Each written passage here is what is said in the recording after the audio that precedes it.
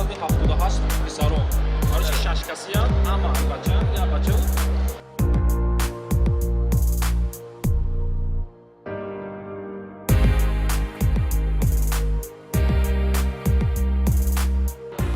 чемпионати ҷумҳурии тоҷикистон оид ба теквондо вете миёни ҷавонону калонсолон 2026 дар шаҳри душанбе баргузор гардид. ин мусобиқа яке аз рӯйдодҳои муҳими варзишии сол ба шумор рафта, варзишгарони беҳтаринро аз минтақаҳои гуногуни кишвар гирди ҳам овард. тавре дар маросими ифтитоҳ қайд гардид, чемпионат бо ҳадафи рушди теквондо, баланд бардоштани маҳорати касбии варзишгарон ва муайян намудани беҳтаринҳо барои дастаи мунтахаби кишвар роҳандозӣ мегардад. ҳамзамон гуфта шуд, ки бо пайдо гардидани шароити мусоид ва дастгириҳои ҳукумати мамлакат дар самти варзиш, роҳбарияти Федератсияи теквондо ветаи Тоҷикистон барномаҳои заруриро рӯи даст гирифта барои рушду пешрафти ин варзиши олимпӣ заминаи мустаҳкам гузоштанд. аз роҳандозии мусобиқаҳои дохилӣ то сафарбар кардани варзишгарон ба сабқатҳои ҷаҳонӣ, теквондои тоҷикро ба марҳилаи нави рушд баровард. ҳамакунун марҳила ба марҳила чемпионатҳо низ рақобатпазир гардиданд, ки ин раванд хушҳолкунанда аст, мегӯянд намояндагони варзиши кишвар. чемпионати ҷумҳурии тоҷикистон аз рӯи ин ё он риштаи варзиш аз мусобиқаи ҷумҳуриявӣ куллан фарқ мекунад, чунки имрӯз дар чӣ қадаре ки агар чемпионатҳои ҷумҳурии тоҷикистон дар сатҳи баланд баргузор гардад, дарёфти чеҳраҳои нави варзиш аз рӯи ҳамин риштаи варзиш яъне ки осонтар мегардад.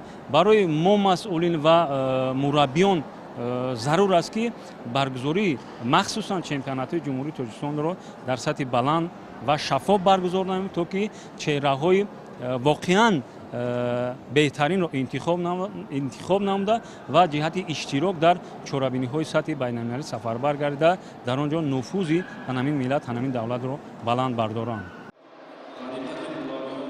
мутобиқ ба нақшаи баргузории чемпионат рақобатҳо 4 рӯз сурат гирифтанд. 2 рӯзи аввал ҷавонон барои унвони қаҳрамонӣ талош карданд. 10 вазн писарон ва 10 вазни дигар бошад бонувон. дар ҷараёни нерӯсанҷиҳо варзишгарон дар вазнҳои гуногун маҳорати техникӣ, суръати устуворӣ ва иродаи қавии худро нишон доданд.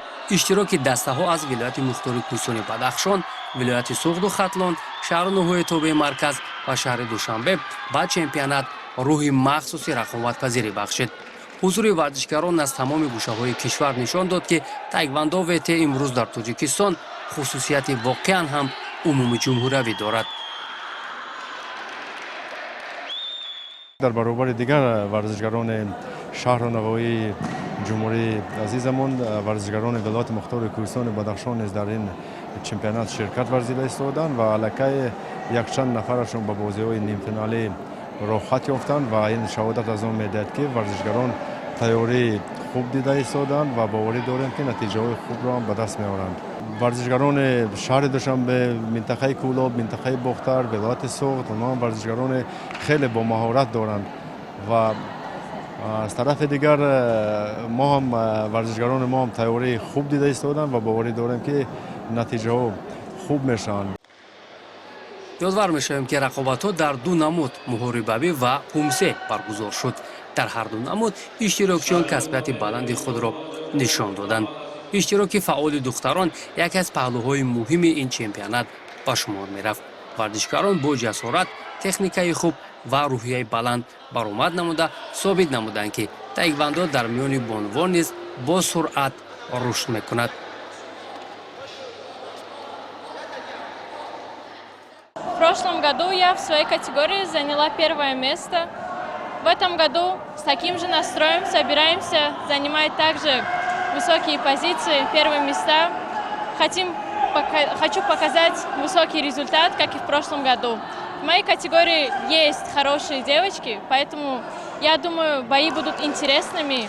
Цели должен добиться тот, кто усердно работал, не покладая рук, а точнее в нашем тэквондо ног. Тот, кто работает до конца и не дает ни шагу назад. Чем больше девочек будут ходить на спорт, тем больше у нас будет соперниц и тем больше будет опыта и соревнований.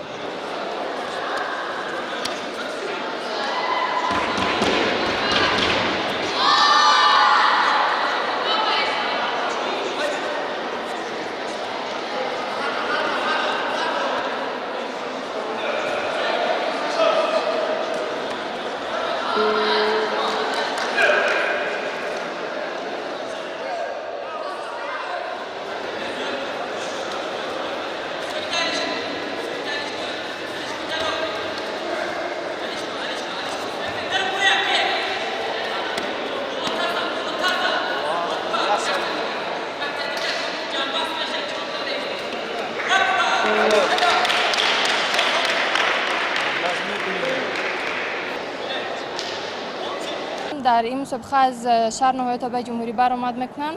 من علاقه در این مسابقه از دو نمود برآمد میکنم و یک نمودی آن را من علاقه برآمد کردم. حالا منتظر هستم که نتیجه خود را بینم.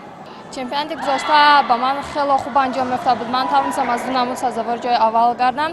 من آگاهی پیدا کردم که در وزن من امسال رقیبان خیلی پرخواد هستم و نتیجه این را ما خواهیم در میدان دید. در جریان مسابقه مربیان دسته‌ها روند رقابت‌ها را با دقت نظارت نموده سطح آمادگی شاگردان خود را ارزیابی می‌کردند. هر یک مبارزه با تلاش زیاد و احساس بلند رقابت‌پذیری همراه بود. ورزشکاران برای هر یک امتیاز تا ثانیه‌های آخر مبارزه برده از تمام امکانیت‌های خود استفاده می‌کردند.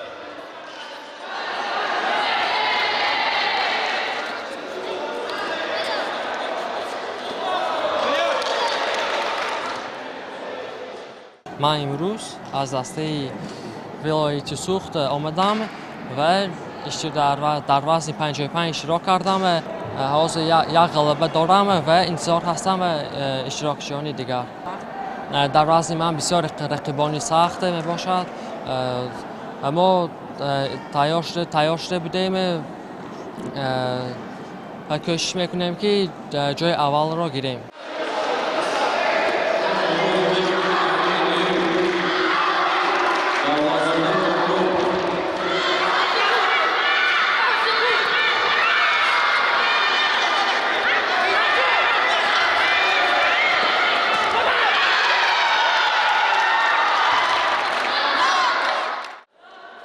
این چمپیونات برای سرمربی و دیگر مربیان کشور امکانی خوب فراهم آورد تا بهترین ورزشکاران را برای اشتراک در مسابقه‌های بین‌المللی و ترکیب تیم ملی انتخاب نمایند. الکی یک چند استعدادها از خود درک دادند.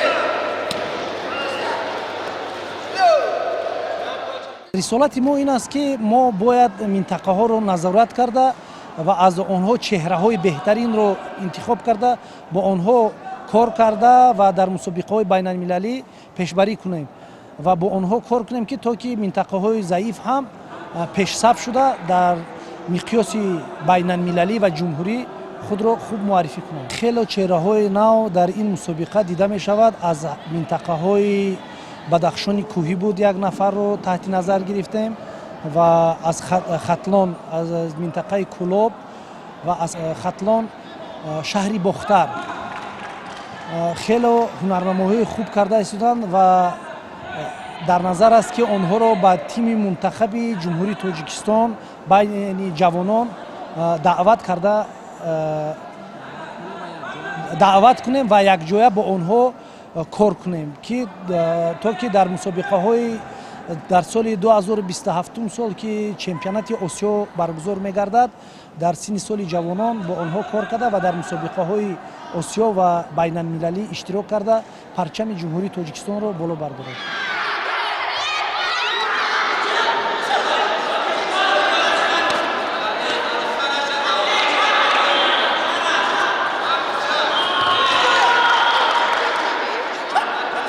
البته شور و شوق مربیان رو ما اینجا خیلی زیاد دیدیم. خوب خیلی با هیجان شاگرد رو دستگیری میکردید. نقطه های ضعیف در چی بود که باخت؟ نقطه ضعیف که بچه کمتر قدشون پسترک بود. یکم سال جوانیشه، یکم سال برآمد جوانیشه. 3 سال دیگه بود در همین سن سال جوانی برآمد میکنه. از طرف شاگرد مگم کمبودی ندیدم. از طرف حریفش ما فعالی دیدیم و بعد در جسه‌اش کمتر بلندتر بود. این کارو نتونستم، بعد من کوشش میکنم که در مشق بهتر مشق کنم و بعد دیگر مسابقه رو بعد از چمپیون شوم. ورزش برد و باخت دارد. این اولین قدم های شما در میان جوانان است. فکر میکنم آنقدر باید راه افتاده نشوید. مسابقات دیگر با روحیه تازه باید برمیگردید. وعده میدید؟ وعده میدیم. سلامت باشید و شما موفقیت.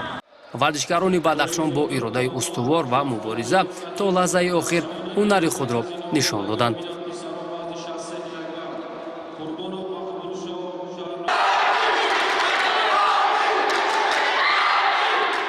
وقتهای پیش در بین نوردستان اشتراک برآمد میکردم. باز من خیلی افتخار میکنم که در یکمین باری در بین جوانان چمپیون این چمپیونات جمهوری گردیده ام.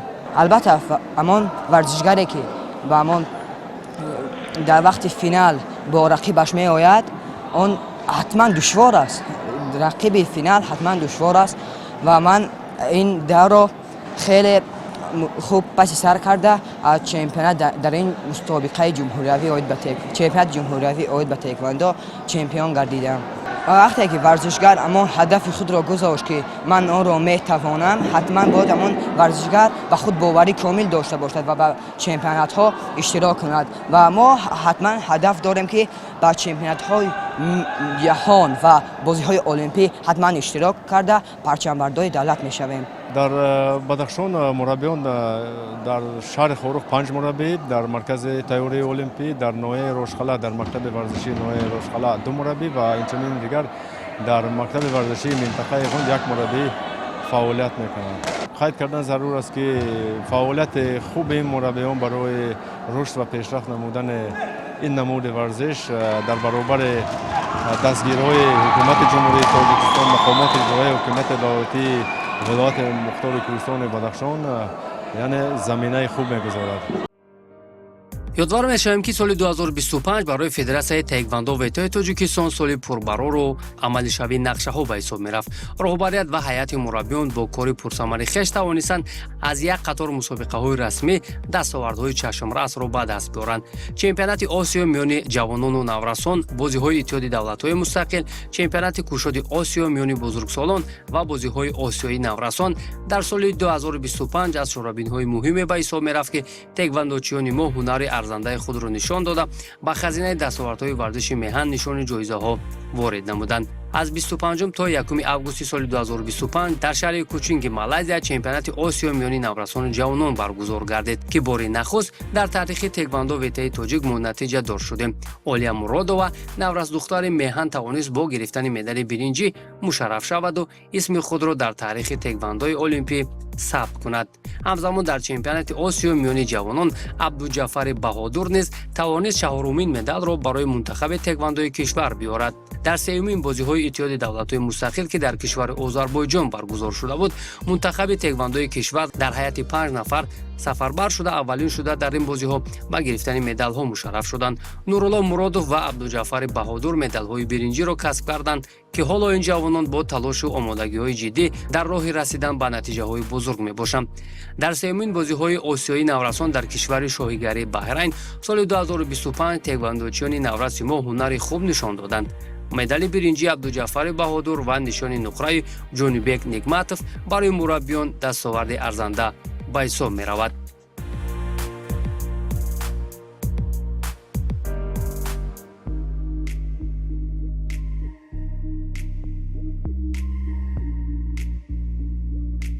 ما میتوانیم که گفته روز به روز با ورزشگران کار و فعالیت کرده، در مسابقه ها اشتراک کرده و رقابت پذیری رو زیاد کرده تا که در مسابقه های بین المللی اشتراک کرده پرچم جمهوری رو بالا برداره.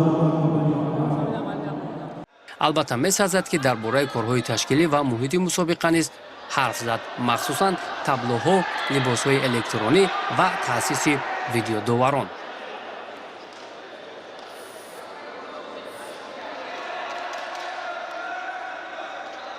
عموما در میان جوانان که بیشتری آنها راه خود را به سوی میدانهای بزرگ میبرند، نیروسنجی‌ها پرشدت جریان گرفت و نفران ارزنده روی منبر فخری برآمدند. طور میدانیم غالبان چمپیونات که از مسابقه های مهم داخلی به حساب میرود همیشه به سبقت‌های جهانی سفر برمی‌شوند. باوری داریم که ما از غالبان امروزه با اراده قوی و عزم پیروزی در مسابقه‌های بیرون شأن و شرف ملت را بلند می‌بردارند.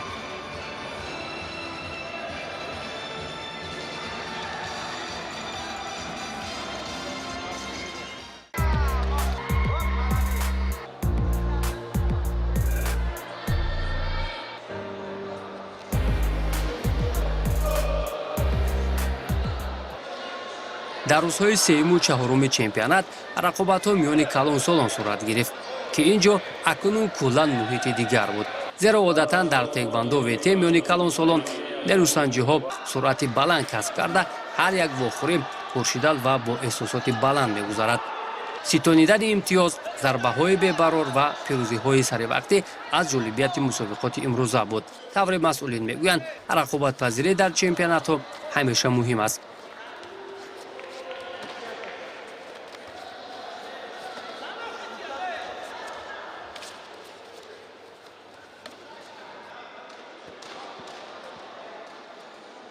اساساً کوشش کنیم که در اول سال بذاریم که برای که ما چمپیونات آسیا گذشت بعد ما تونستیم چمپیونات رو باز و هر سال یک اول سال یک آخر سال دگذار که ما حیات دسته رو انتخاب کرده همون ورزشگرا قد آمادگی بینیم که بعد چمپیونات آسیا که بعد چمپیونات ما از آسیایی داریم بازی آسیایی داریم بعد با بازی آسیایی پوشیده داریم از ما ورزشگرایی که راحت نگرفتن در اینجا که جا میگیرن سزاوار جای اول میشن با اون ورزشگرا کار میکنیم که چمپیونات آسیایی بالا پوشیده آمادگی بینن در اونجا راحت نداره به راحت ما میتوانیم که حیات دستمون رو پورا و اونجا سفربر نماییم.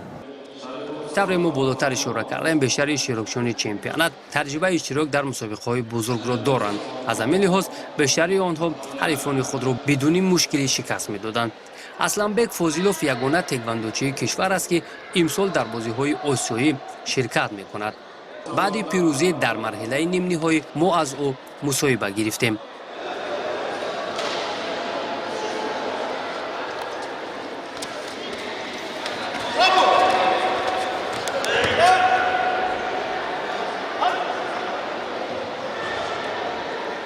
این مسابقه با من خیلی پیش از بازی‌های آسیایی یک تجربه است. کوشش میکنیم که خوب شویم و در بازی‌های آسیا با مدال برگردیم. حالا که در چمپیونات برآمد دارم این بچه‌ها خیلی خوب هستند و ما با پرقوت‌تر بچه‌ها در کارند که با ما با آنها رقابت کنیم. رقابت که سخت شد ما از تاجیکستان برآمد کرده میتوانیم و با مدال ها سزاوار میشویم. حالا با ما چی نمیرسد مسابقه های بین المللی و ریتینگی نمیرسد که ما با مسابقه ها میریم یک باره با سپرنیکای پرقوت میگردیم. من در چمپیونات آسیا در شهر اولانباتر منگولیا برگزار گردید. من با سه کاراته چمپیون آسیا برآمد کردم و با من نرسید همون تجربه نرسید که با اون رقابت کنم. дар воқеъ агар мо ба чанд соли пеш таваҷҷӯҳ кунем сатҳу сифат ва муҳити чемпионатҳо дар риштаи теквандо вете хубтару беҳтар гардидааст ки маҳз ҳамин раванд метавонад барои омодагии варзишгарон ба мусобиқаҳои байналмилалӣ кӯмак кунад. варзишгарон аллакай дарк намуданд ки рақобат дар майдонҳои худиву беруна аз ҳам чӣ тафовут доранд.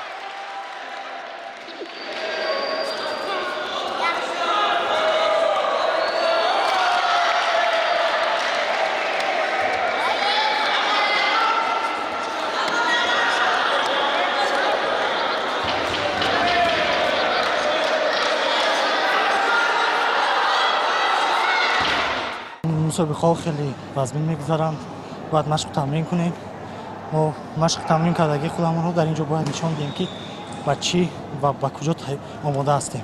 در فینال خیلی وزمین میگذارد برای که هر دومون ورزشگری خوب هستیم اما من از خودم باوری دارم مشق تمرین خیلی زیاد کردم برآمده در اینجا نشان میدهم.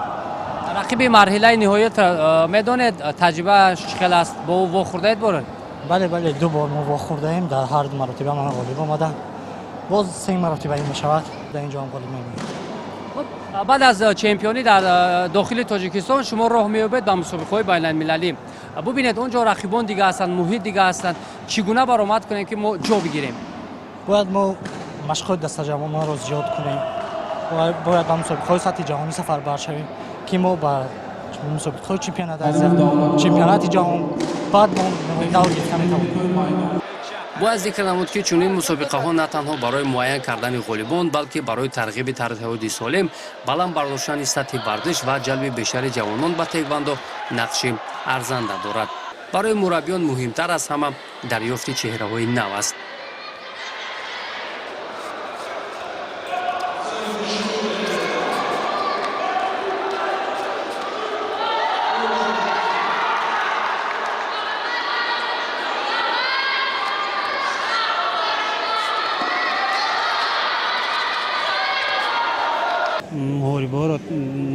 тамошо кардем, то ҳол чеҳраҳои нав надидем. Ҳамун чеҳраҳое ки порсол буданд дар финал, ҳамун чеҳраҳо бо муорибаи финалӣ баромаданд. Аз ин мусобиқа умед дорем ки чеҳраҳои навро ба даст биёрем ки соли дигар мо чемпионати ҷаҳон дорем аз намуди таеквондо ки дар Қазоқистон мегузарад, Остона, ки ба мо ҳам наздик аст, ҳам хубтар мешавад ки ҳайати дастаро ҳамагӣ ҳама нафарро метавонем барем. ёдзар мешавем ки варзишгарони таеквондо ветеи тоҷик ҳамеша дар бозиҳои осиёвӣ, бозиҳои олимпӣ ва чемпионатҳои осиёву ҷаҳон иштироки фаъолона доранд ва дар аксари онҳо натиҷаҳои хубро ҳам ба даст оварданд. ҳамакунун корҳои пурсамару барномарезиҳои роҳбарияти федератсия ва талоши мураббиён бар он равона шудааст ки варзишгарон то ба бозиҳои олимпии Лос-Анҷелес роҳ ёфта кишвари моро муаррифӣ кунанд.